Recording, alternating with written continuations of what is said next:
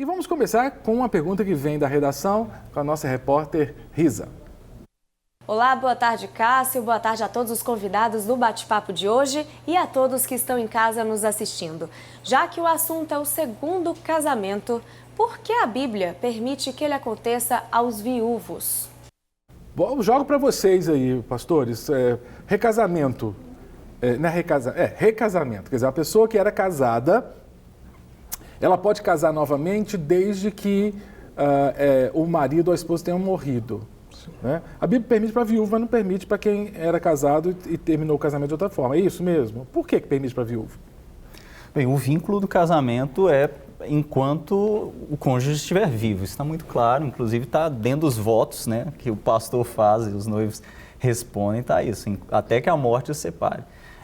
Após a morte é permitido ter um novo matrimônio, até porque não existe uma ligação em eternidade com aquela pessoa. Quando inclusive os saduceus questionam Jesus a respeito disso, olha, mas quem que essa mulher vai ter como marido lá? Ele fala, não, mas no céu nós seremos como os anjos, não se casam, não em casamento. Você já pensou nisso, Mateus? Porque é interessante isso, assim, no céu, né, vamos pensar a primeira pessoa viúva, né? A Maria era casada com José, José morreu. A Maria, depois do tempo, casa com João.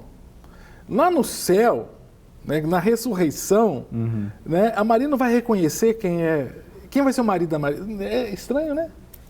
Mas aí é a questão do mistério, né? Se a gente soubesse aquilo que vai acontecer lá, aí a gente talvez, né, ia ficar até meio chateado, triste. Poxa, não vou reconhecer o Cássio, né, não vou saber quem é o Hermes. Aí a gente acaba se perdendo. Mas é interessante essa questão da viuvez, que quando Paulo está instruindo Timóteo, ele fala também sobre isso. Ele fala que é melhor que algumas senhoras viúvas jovens, né, que elas se casem novamente por conta do desejo, para que elas também não caiam em tentação. Né, que ele dava o auxílio às viúvas, falou, Timóteo, você como pastor, dê auxílio às viúvas, mas às viúvas mais velhas, porque essas aí já entenderam o papel delas. Mas as viúvas mais jovens, elas às vezes vão estar ali tão à flor da pele o desejo, que é melhor que elas se casem novamente para não estar em pecado. É até interessante porque toca na questão até de libido, né? de questão hormonal. A questão hormonal. Os hormônios masculinos e femininos, eles, com o passar do tempo, eles perdem aquele vigor da juventude, da adolescência, que é a idade fértil, né, das pessoas. A gente tem até lutadores de MMA que fazem reposição disso. É muito óbvio que tem uma queda nessa questão hormonal. Isso daí é fato. Então isso daí com certeza vai influenciar também. E Paulo, ele vai deixar claro que aquela que é mais velha não vai se casar, vai se aplicar na obra da igreja, vai se aplicar na missão. Paulo, ele já tinha uma linha mais assim, né? Olha, de preferência não casa. Então, para Paulo já era um negócio meio assim, olha, se a mulher, ela tá com o marido não cristão, e ela não consente ficar com ele, mas ele não fala assim, casa de novo com o crente, ele fala assim, fica só, então vai servir ao Senhor, para a liberdade que Cristo chamou. Tem alguns que até pegam esse texto e falam assim, olha, Paulo tá recomendando aqui o segundo casamento. Não está. Ele está falando simplesmente que aquela que está debaixo de um jugo de opressão do marido e ele não quer mais, ela não tem que se sentir presa a ele, mas para se aplicar na obra do Senhor. Paulo era bem rígido com isso, né? A obra do Senhor em primeiro lugar. E é interessante falando disso também, pastor, que ali quando João Batista, né, ou quando Jesus também, quando Maria está grávida, ela encontra com uma senhora viúva que tinha uma profecia a respeito do Messias. Né? E a Bíblia fala que essa senhora viúva, ela está viúva há tantos anos, era uma idade longa, né? Mas ela estava ali no templo todos os dias em oração. Né? Então você vê também que é uma questão, às vezes até individual, pessoal, né? Porque tem uns que vão dar conta, tem outros que não vão dar conta. Agora, embora a pauta não seja casamento de viúvos somente, né? Na verdade, eu acho que... Casamento de viúva é mais fácil, né? Se fosse casamento de viúva, né?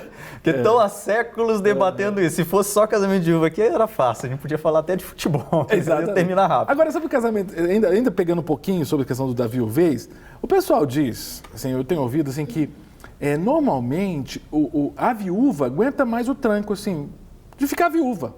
Né? Diz que o homem que não dá conta, não, que o homem fica viúvo já quer casar de novo. Isso é estatístico? Vocês têm informação sobre isso? Eu não tenho nenhuma estatística, não. Mas Mas realmente eu conheço mais viúvas solteiras do que viúvos. Na verdade, eu não conheço, desconheço algum homem que ficou viúvo e continuou solteiro. Viúvas eu conheço algumas. Será que é porque é uma questão cultural, porque o homem não sabe cuidar de casa? Eu acho que entra a questão da família, dos filhos também. Eu acho que é mais fácil para um homem, quando ele fica viúvo e ainda tem filhos, encontrar uma mulher que esteja disposta a assumir essa nova família, do que o contrário, um homem que esteja disposto a assumir filhos e uma estrutura que já estava pronta, talvez, não sei, especulando. Acho também que se a gente contar a quantidade de homens e mulheres, né? Às vezes tem muito mais mulheres para homens do que homens para mulher aqui, por exemplo, no Brasil, em BH. Eu também, eu conheço muitos viúvos, homens que ficaram viúvos e se casaram assim, muito rápido. Coisa de menos de um ano, a pessoa estava casada de novo. E ao contrário de viúvas. Que mas vocês acham assim? Porque aqui é bate-papo, gente, aqui na entrevista. Porque eu já vi, sobretudo de mulheres, falando assim, tá vendo? Esses homens são fogo, porque a ex-esposa morreu, mas não deu X nem esquentou, meses, né? A pessoa até fala, nem esfriou, nem esfriou, já está casando de novo. Esses homens são muito assanhados. Será que é questão de assanhamento isso?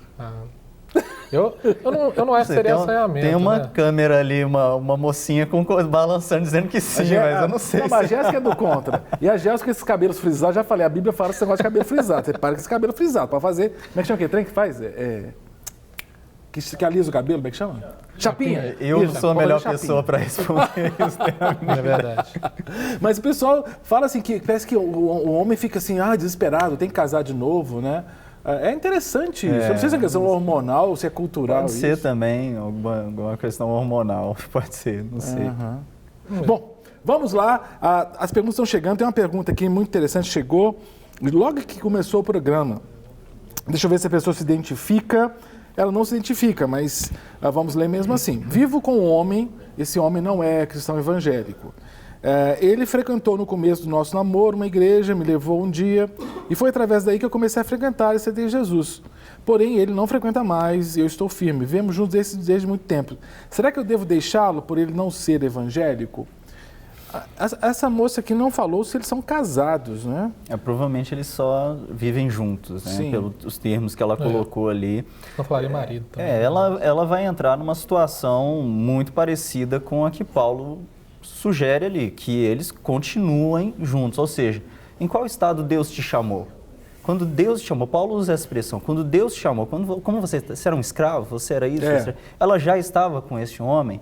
Ou seja, é interessante, continue com ele. Se o casamento não tem nada que é danoso para você, se essa relação não tem nada que é danosa para você, agressão, adultério, ele se mantém fiel a você, o ideal é que você regularize, se ela realmente for amigável, que ela regularize a situação. E juridicamente, ela ter esse respaldo. E Paulo diz que o marido dela vai ser santificado pelo convívio. Ela continue buscando. E é interessante que ela fala que foi através dele que ela foi para a igreja. Ou seja, é interessante isso, né? Pois é, essa questão, né? Eu acho que ela devia resolver bem, assim, né? Porque se ela, quando fala, vivemos juntos, né? Então, assim, pode ter tanta coisa dentro disso. Tem tantos nuances aí. Então, assim, se ela realmente tem uma vida de marido e mulher, sem se casar, ela precisa regularizar. Né? A Bíblia fala, né? Melhor casar do que ver abrasar. Até entender por quê. Qual a razão? Qual a razão dele não... Sim. Porque se de repente é porque ele está ali e não sabe bem o que quer, aí já é um... Hermes, eu sei de casos, viu? Vanessa, boa tarde. Boa tarde. Olha que pauta que eu queria que você tratasse outro dia, vou só mencionar aqui de passagem, mas tem gente que não se casa, fica nesse relacionamento de viver junto, sabe por quê? Por questão de pensão, sabia? Porque às vezes recebe a pensão, às vezes pra a mulher, né? Para não perder a pensão do pai que morreu, vive... Não se casava, não se casava. Ou, por exemplo, a casa até de viúvas que tem a pensão do falecido e não casa de novo por isso. É uma pauta que a gente pode discutir isso aí, né? Porque é muito interessante. Isso daí, se ambos são cristãos, tem um complicante aí, que é que eles não estão tendo fé que Deus vai suprir eles em tudo. É muito sério. Então, assim, se eu tenho dois crentes que estão nessa situação, eu já aconselhei gente nisso, eles têm que ter fé que Deus vai suprir. Principalmente o homem tem que ter fé que ele vai cumprir seu papel como homem e sustentar a casa. Então, ele tem que dar espaço de fé e regularizar, abrir mão disso. e se assumir como casal mesmo. É passo de fé, né? É a questão de você entender que na obediência você vai ter uma bênção, né? Isso.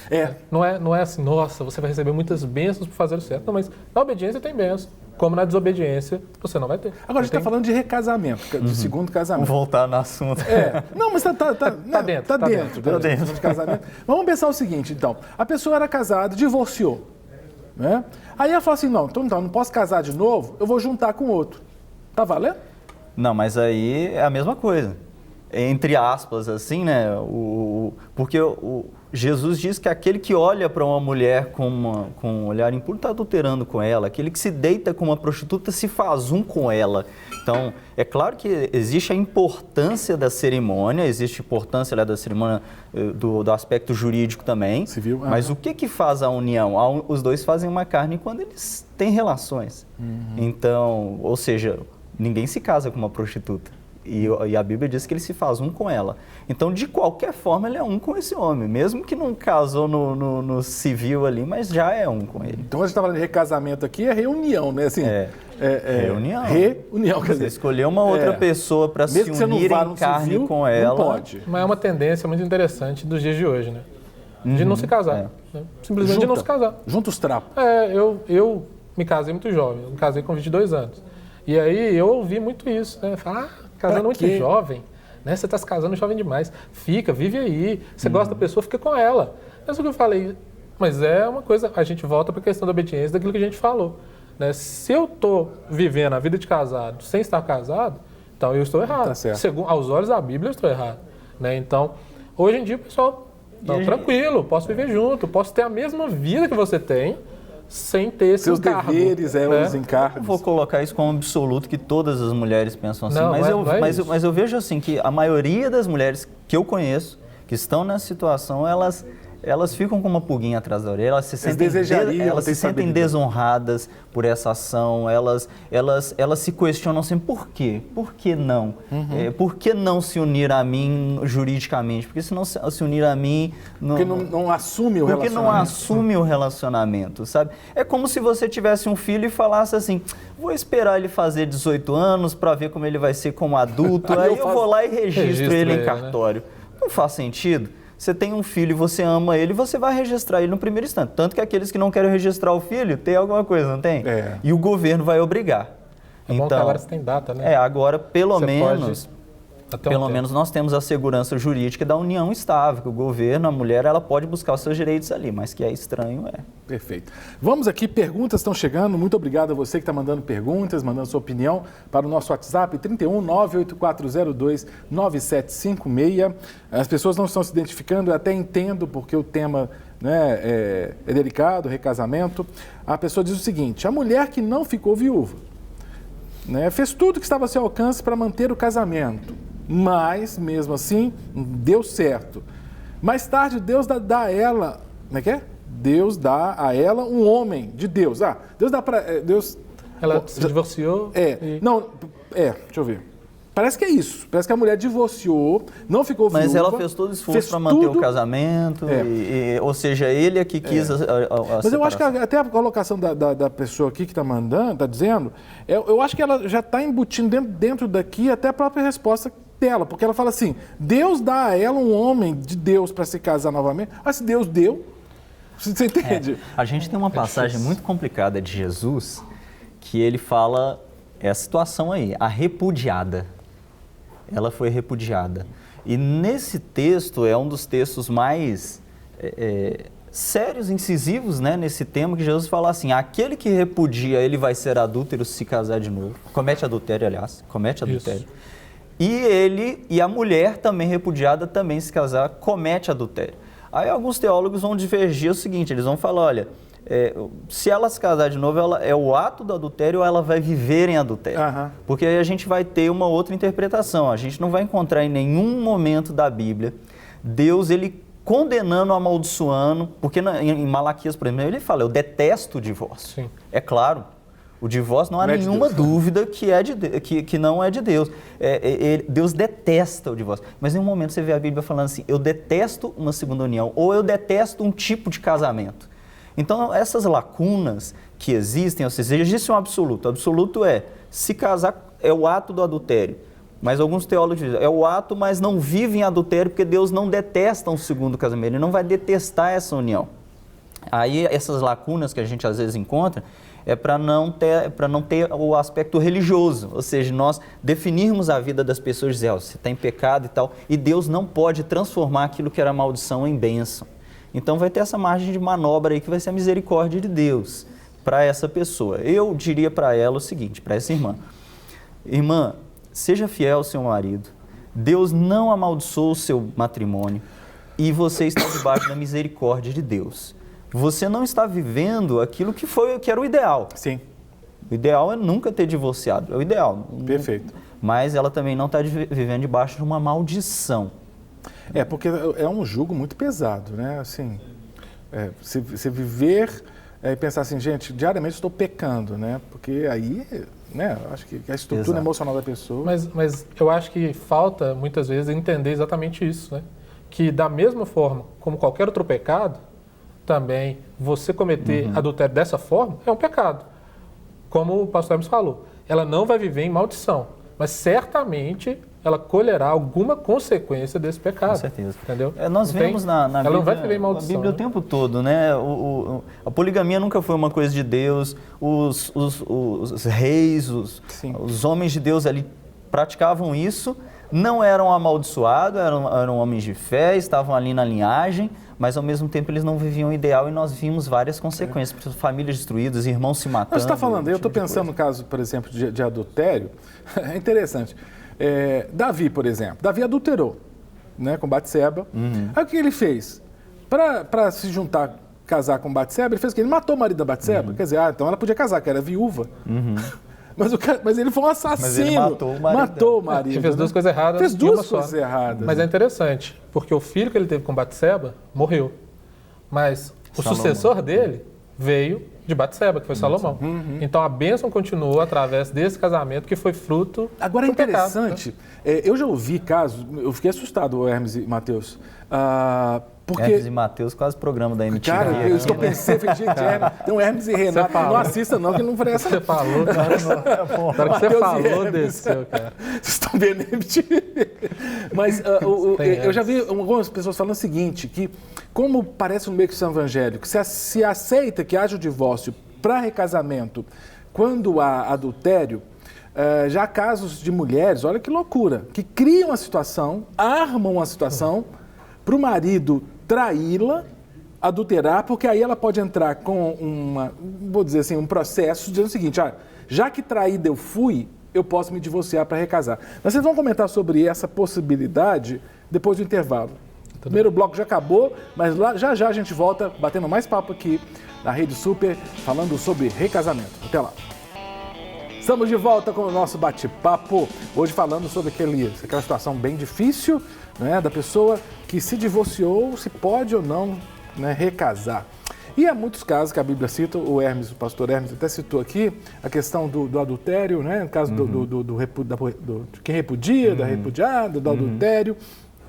E eu conversei com os pastores, o Mateus e o Hermes, sobre algumas situações que eu já ouvi normalmente são mulheres que fazem isso. Elas criam as condições para o marido atraírem, os maridos atraírem, para que, assim, tendo se consumado um adultério, elas tenham a justificativa bíblica, entre aspas, para um divórcio biblicamente respaldado e, obviamente, um recasamento. É um absurdo chegar nesse ponto, né, gente? Ambos os casos, né? Eu também já vi muitos pastores justificando também terem adulterado porque a mulher não cumpria com alguma obrigação e mulheres justificando adultério porque o marido viajava muito. E assim, ambos os casos são quando você tentar encontrar brecha na lei para você alcançar um objetivo ali. Mas aí a mulher está julgando o marido para os leões, assim, por exemplo. Mas é uma questão, você vê que é puramente técnica, né? Eu estou fazendo isso por uma questão puramente técnica. Então isso não tem nada de bíblico, né? Porque quando Jesus veio, ele ele reforçou a lei de uma forma diferente, ele levou ela para outros níveis, né? Então assim, o que os outros achavam, não posso adulterar. Ele falou, não, você não pode olhar para uma mulher com intenção. Aí os caras já mudaram. Aí já ficou muito mais. Né? Então, se a mulher está fazendo isso, para mim, ela está na mesma situação. Ela é como se fosse uma mulher repudiada. Em intenção, em motivação, ela repudiou o marido. Ela já repudiou o marido e tornou entregou ele... para outra ainda. Né? Que é mais ou menos o que Jesus fala. Olha, quando você repudia a sua mulher, você torna ela uma adúltera, porque naturalmente ela vai estar ali e outro vai querer casar com ela. Então você eleva ela à situação de adultério. É o que Jesus fala. Quando ele fala assim, aquele que repudia faz dela adúltera, não é que ela cometeu o pecado de adultério, mas ele levou ela à mesma condição, porque se ela for querer se casar de novo... Você criar a condição, similar. Não tem jeito de eu não lembrar do que aconteceu lá em Brasília com o presidente Temer e o Joesley Batista. Sim. Quando ele foi, levou o microfone, levou o gravador para colocar o presidente numa situação de erro. Não estou dizendo que o Temer não errou, não estou aqui justificando, mas assim, criou-se a situação. E o louco é que a justiça... Ao contrário, ele usou isso para benefício próprio. Agora, né? ao contrário disso, no céu não vai ter procuradoria geral, né? Então, e esses acordos de 100% de isenção vai só em Cristo. Vai ter Janot lá no céu para liberar esses caras. 100% só em Cristo. Eu quero agradecer também o pessoal de Sergipe que está mandando mensagem aqui, a Sandiele e a mãe dela, a Adelânia, estão mandando mensagem, dizendo que o assunto que a gente está debatendo aqui é muito importante. Obrigadão, querida Sandiele, concordo com você, é muito relevante. Inclusive, foi sugestão de uma telespectadora como você e sua mãe, Adelânia. E vamos chamar mais uma vez a nossa repórter Risa, que vai trazer mais uma pergunta da redação. Cássio, uma pessoa que se casou novamente pode ocupar um cargo de destaque em uma igreja, como, por exemplo, a liderança? Boa pergunta. Ainda bem que vocês são pastores, vocês vão responder esse negócio aí, também é pastor, que é difícil. Na verdade, não é difícil. É porque hoje a igreja ela tenta fugir da resposta. Porque o que acontece? Eu acho que foi até no seu programa uma vez, não sei, mas uma vez eu vi alguém falando assim, olha, um muçulmano chegou para um crente e falou assim, eu conheço muçulmanos que têm mais princípios do que a maioria dos crentes. Aí aquele cristão respondeu assim, a diferença é que o cristão é salvo. Então, muitas vezes a gente tenta julgar situações por aquilo que está dando certo. Poxa, mas eu conheço um segundo casamento que é tão legal, que é tão bacana. Poxa, mas eu conheço um pastor que ele é casado de novo, que é tão bacana, que é tão legal. A experiência na igreja protestante não está acima da palavra, da Escritura. Na igreja católica, a experiência, o testemunho dos líderes está até acima da Escritura. Na igreja evangélica, não. Por isso que a gente vai falar só a Escritura. E a Escritura, ela deixa claro, não deixa com margem de manobra, até no não líder, ela até deixa uma margem. Sim. Mas no caso do líder, né? Caso do líder, do presbítero e do pastor, ela deixa bem claro. Ela fala, marido de uma esposa só, irrepreensível e padrão. Só nesses 3 aspectos eu posso fechar. Porque se é marido de uma esposa só, então é uma só de cada vez? Não é isso que ele está falando, não é só da poligamia, ele está falando da questão do padrão, que educa bem os filhos. Como ele vai ser irrepreensível se ele já fracassou num relacionamento? Como ele vai ser um padrão? O que é um padrão? Ser imitado. Sim. Eu vou imitar você. Se ele já fracassou num casamento. Então, na verdade, é porque nós conhecemos pessoas que são maravilhosas, que tem um segundo casamento que a gente quer que esteja na liderança. A gente quer, é o nosso desejo. Mas se a gente for submeter à palavra de Deus, não vai ter negociação. O problema é que as pessoas, elas vão pela simpatia, pela empatia, pelo gosto, quanto a gente ama a pessoa, e muitos não sabem fazer outra coisa a não ser pastor. Eu comecei no ministério muito jovem, então seria difícil também começar a fazer o que agora? Então, como eu morei na China nos anos, você é tradutor de mandarim. Mas é difícil para um pastor que sempre foi aquilo. Então é complicado, mas a Bíblia não deixa com margem de manobra, não. Você não acha que o Hermes está sendo muito radical, não, Matheus? Não, pelo contrário, acho que foi assim. É porque o texto, acho que foi perfeito. É porque o texto de Paulo para a escolha do presbítero é radical. Pensa bem, é porque hoje os pastores são... Paulo fala irrepreensível. Paulo está sendo radical. Não pode ser repreendido, né? Não pode. Então tem textos que, como eu falei, a Bíblia vai deixar em aberto para a gente não ser religioso, para não dizer que um casamento é amaldiçoado. Então deixa em aberto. Agora, a Bíblia vai fechar quando a gente tem que ser radical. Exatamente. Olha, muitas perguntas chegando aqui, por exemplo, boa tarde, falando em casamento, o que a Bíblia define como casamento? Casamento só existe quando há uma cerimônia? Algumas pessoas não casadas acham que ter um relacionamento monogâmico é equivalente ao casamento, acham que não precisam se casar porque o compromisso que tem um com o outro já vale como casamento. A gente comentou um pouquinho sobre isso antes, né? Mas estar junto só não é o casamento da perspectiva bíblica, né? Não, de forma nenhuma, né? e é aquilo que a gente falou, faz parte do pensamento atual. Não é algo da mente de todo mundo, mas está cada vez mais comum, e principalmente na juventude de hoje, né? Eu falo que a pessoa ela tem que olhar, e eu achei que o pastor Hermes foi conciso, que foi assertivo, tem que olhar para a Bíblia, né? E a Bíblia ela fala que a gente deve seguir, por exemplo, as leis do nosso país. Sim. Se eu me caso no religioso, eu estou casado aos olhos da lei? Na lei não, tem que ter um plano civil. Então, você tem que ter uma cerimônia civil, né? Você tem que ter aquilo ali que vai te respaldar e vai te dar também até os deveres e direitos de um casado, de uma casada. O que faz o casamento, na verdade, são os 3. Exatamente. Ou seja, eu ter relações com a minha esposa, ter uma vida conjugal com ela bacana, eu casar no civil e eu casar no religioso vai fazer isso tudo ser funcional e acontecer. É claro que se a gente for colocar em ordem de importância, na cultura evangélica, a cerimônia está lá em topo. Eu já conheci alguns casais que estão casados no civil há muitos anos, não se casaram no religioso.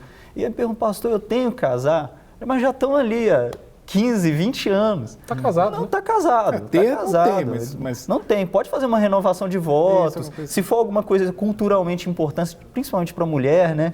Eu brincava com minha esposa. A gente tinha tão pouco dinheiro quando a gente casou que eu falei, olha, por mim não precisava de fazer nada. Gastava tudo no lua de mel, ia viajar e tal.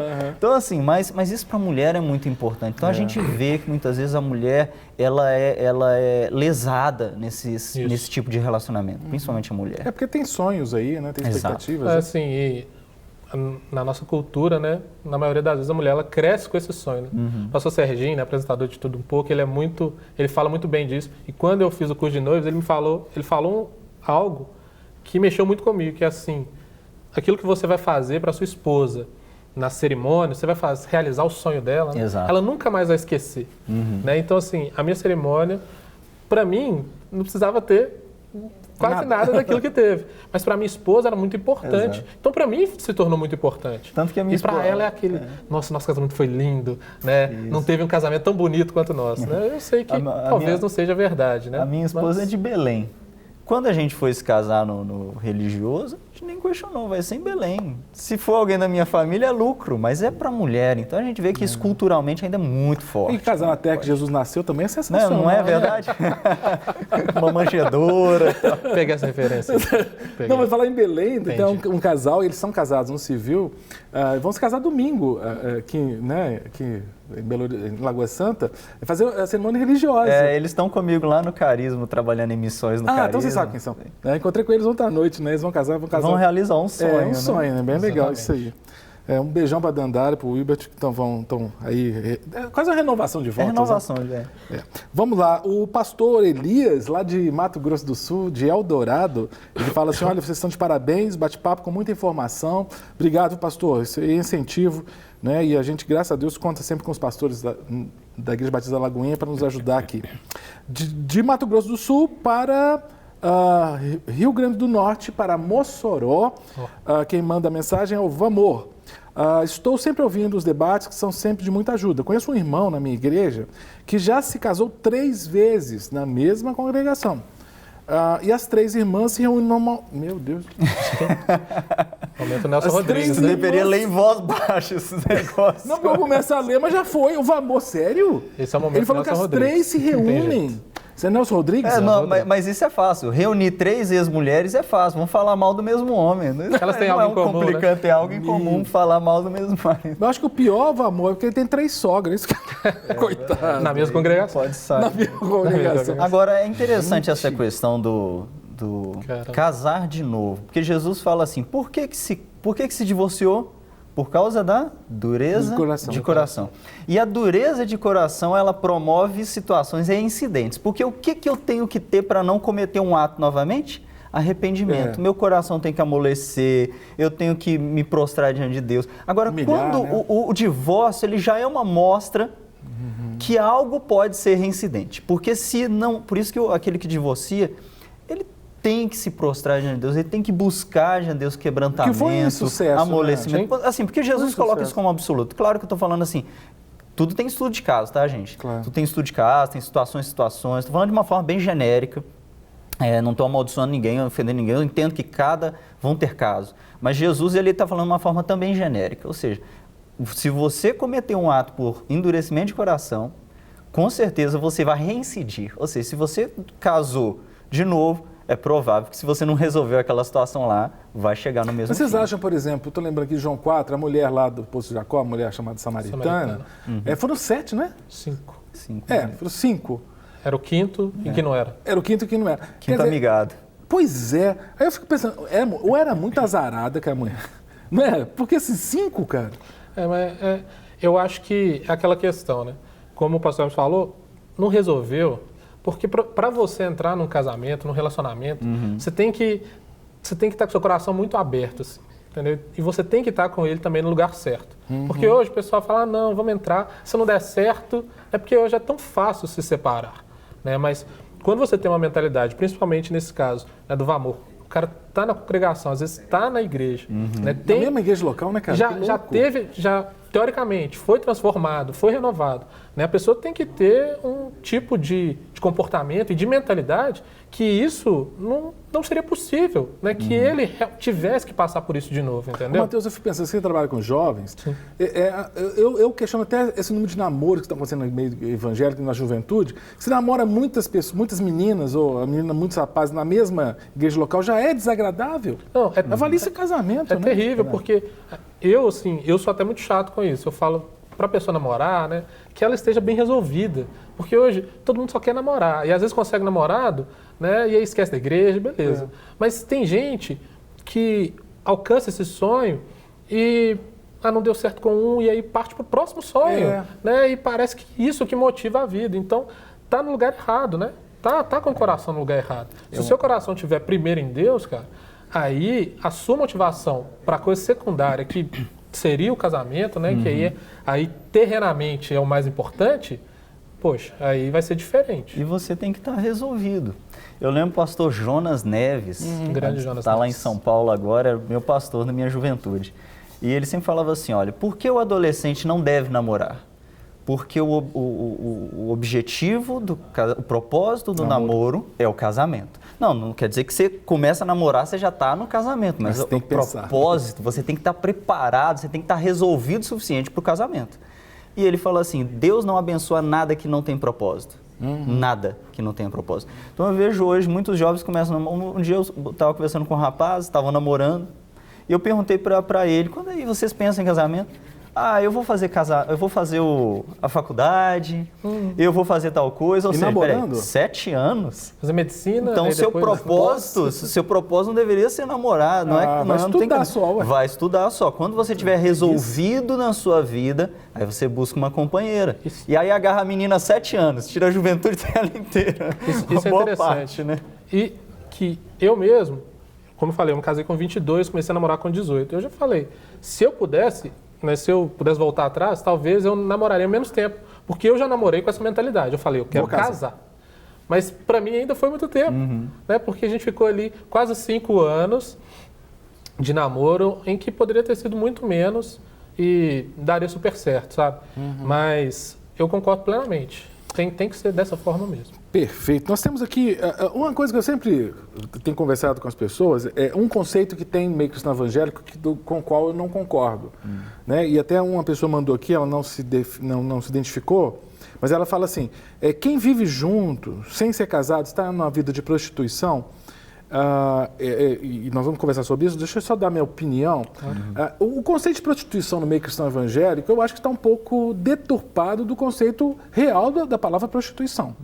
Porque o conceito de prostituição, salvo engano, envolve remuneração por o ato sexual. Prostituta é aquela que vende seu corpo. Se a pessoa não vende o seu corpo, tecnicamente ela não é uma prostituta.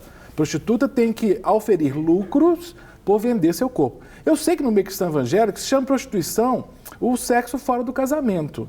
Mas tecnicamente isso não é prostituição, não. Tecnicamente falando. Vão ter outros termos, né? Fornicação, vão ter outros termos que eu acho que, claro, essas coisas vão para a categoria de estudo de caso, mas qual é o objetivo, qual é a motivação desse relacionamento, como é que ele começou? Muito se fala assim, casou de novo, mas Como é que foi aquele primeiro casamento? Foi com alguém que era crente? Foi antes de nascer de novo? Qual era o seu objetivo? Agora, se a menina é crente e ela vive junto com o rapaz, será que ela compreendeu o que é um relacionamento com Agora, o Senhor se ela Jesus? vive junto, eu estou pensando aqui, se ela vive junto, porque esse homem, ou se ele vive, porque essa mulher paga as contas dele, tal, aí para mim é prostituição.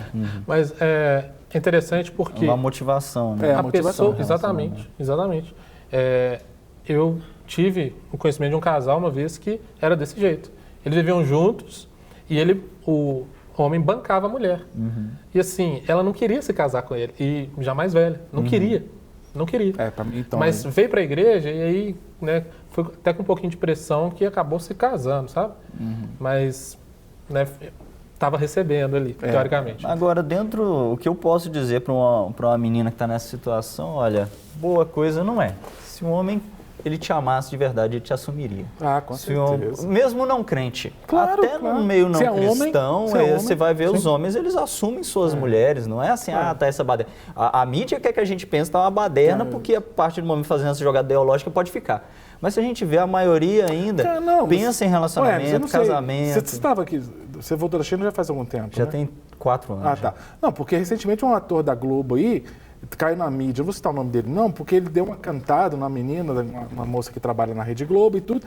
E aí pronto, a Globo, mas ele é um tarado. Misógino. Misógino e tudo mais. Só que ele fez papéis proposto pela própria Rede Globo, que ele fazia isso no personagem. Se ele fosse um personagem ali numa novela, seria aceitável, seria perfeito, o cara é o pegador, é isso mesmo, não deu mole. Ridículo isso, então, assim, a mídia, ela promove coisas e depois ela não sabe para que lado ela joga, né? É lamentável. E esse ator agora caiu no limbo da Rede Globo, tendo que criticar todo mundo. É o banco, né? Jogarei no banco ali, deixar... Bom, nós estamos na reta final aqui. Ô, Vanessa... Oi. Eu tenho pergunta ainda, não tem nada da redação? Não dá tempo não, né? A gente tem mais uma pergunta e a gente tem 1 minuto. Eu posso fazer pergunta, mas os pastores vão ter que responder muito rápido. Então vai, solta a pergunta. Diga que alguém que se casou pela segunda vez e depois se converteu deve anular o segundo casamento e voltar ao primeiro. Isso está correto? Como é que responde isso rápido? Não, isso daí está errado em todos os aspectos. Primeiro, que Deus não amaldiçoou o segundo casamento. Segundo, se a gente for lá na lei, em Levíticos, essa prática é condenada até na lei, porque ele fala que aquele que repudiou a mulher casou de novo. Se aquele segundo marido morrer, ela não pode voltar para o primeiro. Que loucura, hein? Na lei fala isso. Então, se a gente tem precedente na lei, imagina, ficou claro, essa daí está fácil. Não tá difícil, não. A gente não pode pedir que uma pessoa que agora reconheceu a Cristo, volte para tentar... As coisas velhas se passaram, né? E tem uma pastorada, né, Matheus? Tem uma pastorada aí que está fazendo isso. Né? A pessoa se converte e fala, não, larga esse marido. Às vezes tem filho envolvido e volta para o primeiro... Meu Deus. É loucura. Loucura. Quero agradecer muito pastores Matheus, pastor Hermes, que nos ajudaram. Foi muito gostoso o bate-papo. Tenho certeza que você gostou. Eu adorei, foi muito bom. Vanessa, pode chamar esses dois de novo aqui, que os dois são ponta firme. Vale a pena, viu? Quero agradecer você. Hoje é sexta, então, segunda-feira, 12h15, a gente tem mais um bate-papo. Que Deus te abençoe, tenha um ótimo final de semana, que você vá à sua igreja, que você possa adorar ao Senhor. Eu te espero, segunda, 12h15, com mais um bate-papo. Para receber todas as novidades do canal, inscreva-se. E se curtir o vídeo, clique em gostei. Aproveite para acompanhar a Rede Super nas redes sociais.